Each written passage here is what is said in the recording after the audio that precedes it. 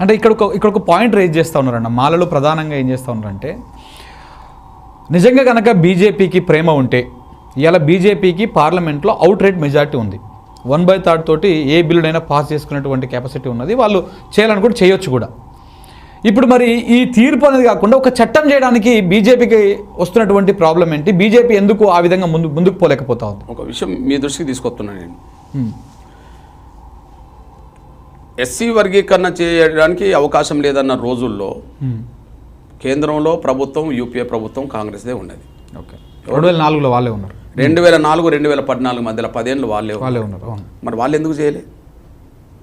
వాళ్ళు కాంగ్రెస్ వాళ్ళే కదా.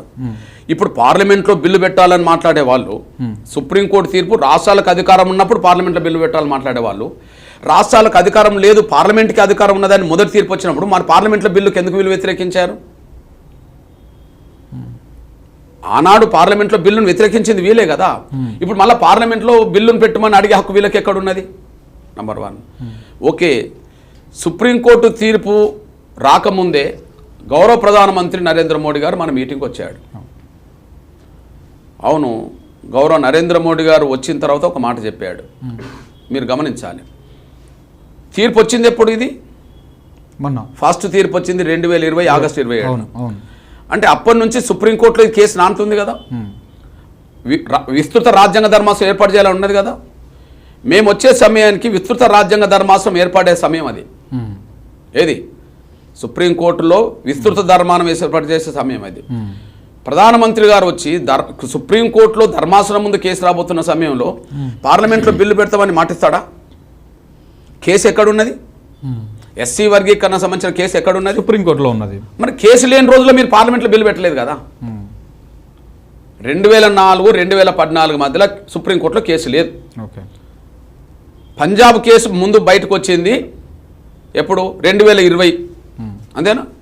2020 నుంచి సుప్రీంకోర్టులో మళ్ళీ కేసు నడుస్తున్నట్టే. అంతేనా? అవునవును. సుప్రీంకోర్టులో కేసు లేనప్పుడు పార్లమెంట్లో బిల్లు పెట్టింది కాంగ్రెస్. సుప్రీంకోర్టులో కేసు నడుస్తున్నది కాలంలో ప్రధానమంత్రి మన దగ్గరకు వచ్చాడు. ప్రధానమంత్రి మన దగ్గరకు వచ్చి ఏం చెప్పాడు? ఓకే, ఎస్సీ రిజర్వేషన్ వర్గీకరణ సమర్థిస్తున్నాం, కానీ ఇది సుప్రీంకోర్టు పరిధిలో పెండింగ్ ఉన్నది కాబట్టి సుప్రీంకోర్టు పరిధిలో పెండింగ్ ఉన్న సమస్యను వేగవంతం చేయడానికి కేంద్రం సహకారం చేస్తుంది. వేగవంతం అంటే ఏం చేస్తుంది?